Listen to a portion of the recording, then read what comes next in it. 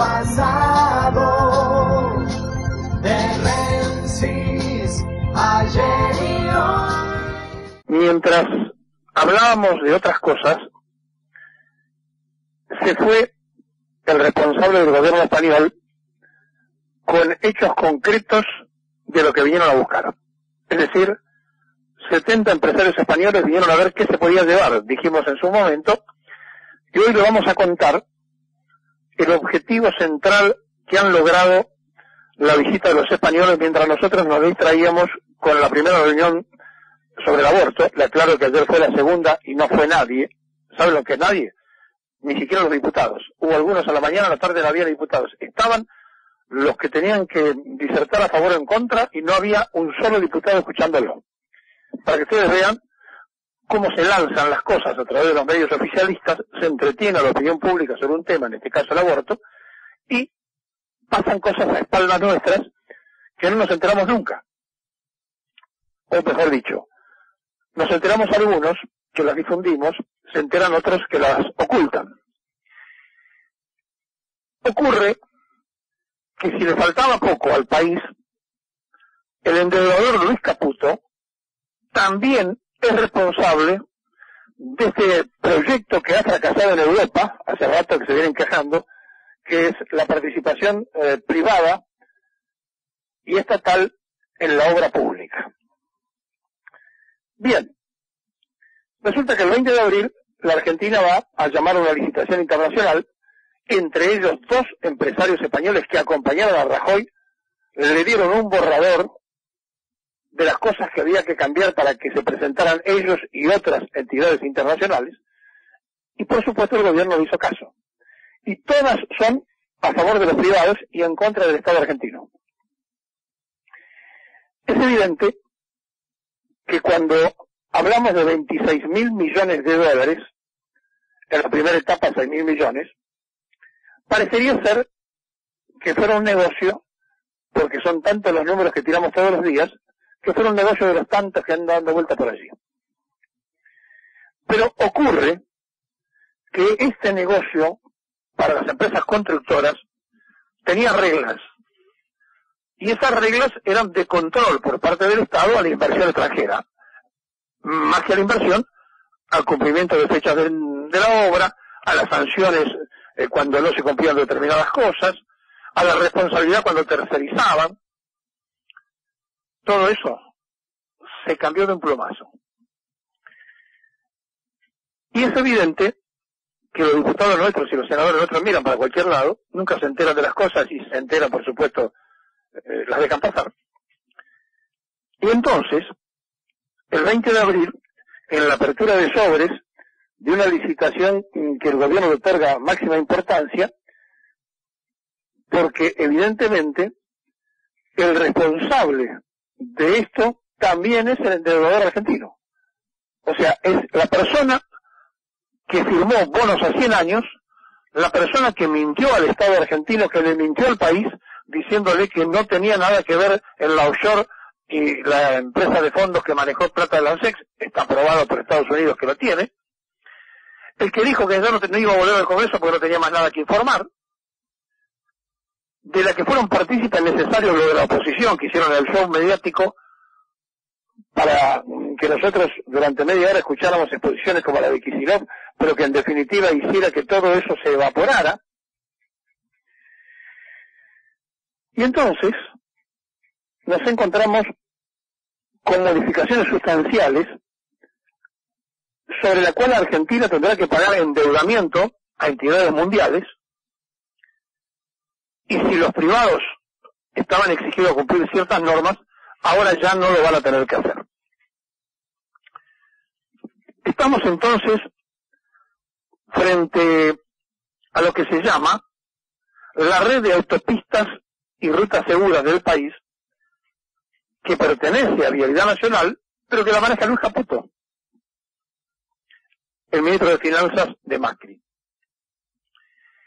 Primero, le hablo de las modificaciones, ¿no? Es importante que nos ubiquemos en las cosas que se fueron cambiando para que nos demos cuenta de qué estamos hablando y entonces nos daremos cuenta cómo trabaja el lobby de la obra pública y de qué manera el gobierno es absolutamente permeable en lo nacional y en lo extranjero. Primero, el régimen de multas y de garantías se cambió. Es decir, se achican las sanciones para cuando no se compran cosas y se exigen menos garantías que las que estaban en el pliego. Otro hecho, se flexibiliza los requerimientos para la calificación de ofertas. Esto es, no importa tanto la certeza de que la empresa que va a adjudicarse la obra de todos los certificados que antes pedía la resolución. Tercero, se incrementa la tasa de interés que el Estado le debe pagar si se atrasa en el pago de los certificados de obra. O sea, por un lado, se flexibiliza la responsabilidad empresaria y por otro lado se recarga al Estado por falta de cumplimiento. O sea, si vence el 5 y paga el 7, tendrá que pagar intereses con una tasa y demás. Se limita la obligación para la realización de obras complementarias. Antes, por ejemplo, hacer una ruta de autopista y hay que hacer una calle paralela, lo tenía que hacer la constructora. Ahora ya no. La obra paralela es optativa, la hace si quiere. O sea que el Estado de pronto va a tener que salir al lado de una ruta a hacer una calle vecinal. Quinto, se modifica a favor de los contratistas el pago por el daño de emergencia por la extinción del contrato por culpa de una u otra parte. Es decir, si la culpa del contratista, se bajan las sanciones. Sexto, cambia el tribunal arbitral, esto es central, también la tasa de descuento para el cálculo de los pagos, entre muchas otras cosas que en 129 páginas cambiaron en una resolución que nos va a dejar enganchados a las empresas que se presentan el 20 de abril de manera increíble y que todavía hay tiempo que algún legislador pida revisar urgentemente estas modificaciones que ha hecho el gobierno de Macri a pedido de los españoles, pero que beneficia en general a todas las empresas privadas.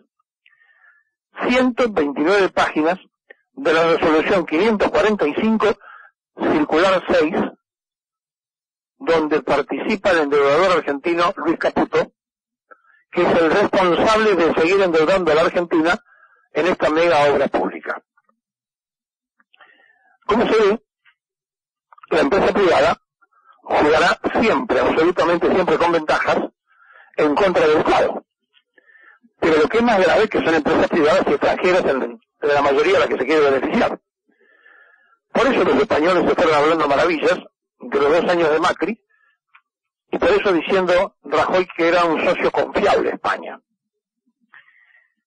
Más allá de esto que le acabo de contar, se producen otras cosas que da la sensación que no le importa mucho a la posición política argentina, porque justo antes de que el funcionario Quintana venda sus acciones, la Procuración avaló el ingreso de Pharmacity en la provincia de Buenos Aires.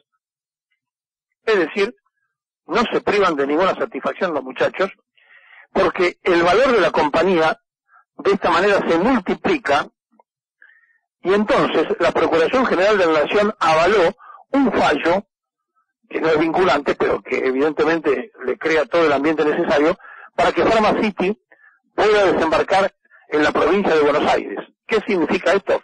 Que las reglas de la provincia de Buenos Aires no permitían, porque, para que entendamos, el sistema que tiene Pharmacity de venta, ese tipo supermercado, en la provincia de Buenos Aires se exige que estén los farmacéuticos al frente de una farmacia.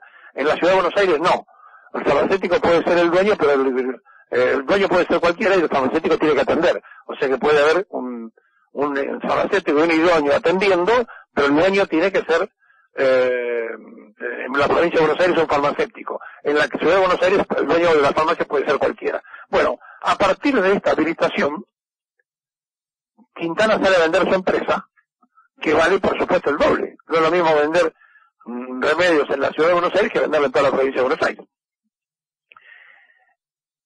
Y de paso digo que con otro nombre, a paso de la Municipalidad de Vicente López, Jorge Macri autorizó un sistema parecido al de Pharmacity, que es de Pharmacity pero que está dibujado. Bueno, el procurador interino, Eduardo Casal, dictaminó que uno de los artículos de la ley de farmacias que rige en la provincia desde hace más de 3 décadas es inconstitucional. O sea, se le ocurrió a él decir que es inconstitucional. Y de ese modo se abre la posibilidad para que Pharmacity entre en la provincia de Buenos Aires. Si la Corte Suprema resuelve en el mismo sentido que Casal, Pharmacity tendría vía libre para operar en la provincia de Buenos Aires, lo que aumenta en varios millones de dólares lo que vale la marca Pharmacity que Quintana está negociando y vendiendo. ¿Está claro? No sé si tiene mucho sentido seguir contándole estas cosas. No sé tampoco hasta dónde ustedes le prestan atención cuando damos estos detalles del desguace del Estado en beneficio ya no de empresarios privados, en beneficio directo de funcionarios del gobierno. Por eso, nosotros todos los días le contamos la otra parte de una noticia o de una historia. Y mientras ayer se hablaba de Felmer, yo le voy a contar otra historia, pero de Cambiemos. Se trata de Aida Ayala, diputada nacional del radicalismo chaqueño, que fuera exintendente de Resistencia. Bueno, piden el desafuero y la detención de la diputada nacional de Cambiemos por lavado de activos cuando era intendente de Resistencia y aparentemente la desaparición de millones y millones de pesos del municipio. La justicia pidió el desafuero y la detención de la diputada nacional de Cambiemos, Aida Ayala. La medida la tomó el fiscal federal de Resistencia, Patricio Sabadini, en el marco de la ampliación del requerimiento de instrucción que elevó la jueza Sunina Niederberger.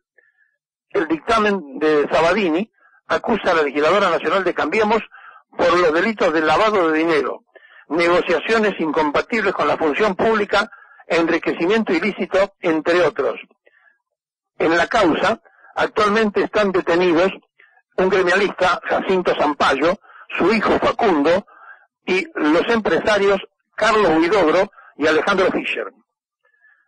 El peso político de Aida Ayala no es una diputada más, ya que fue candidata a gobernadora del proyecto de Macri en la provincia.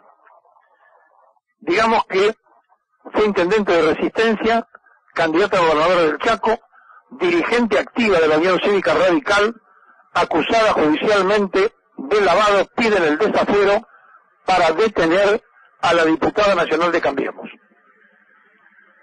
De manera que, mientras ayer en tribunales había una marcha fogoneada desde algún sector del Estado en contra de la justicia que no funciona, que todos coincidimos, mientras pedían para que fueran presos los corruptos, no hay que olvidarse que los jueces deben actuar también sobre los que gobiernan, porque si no, por más que se actúe sobre el pasado, siempre quedará pendiente el presente, que serán seguramente los presos del futuro.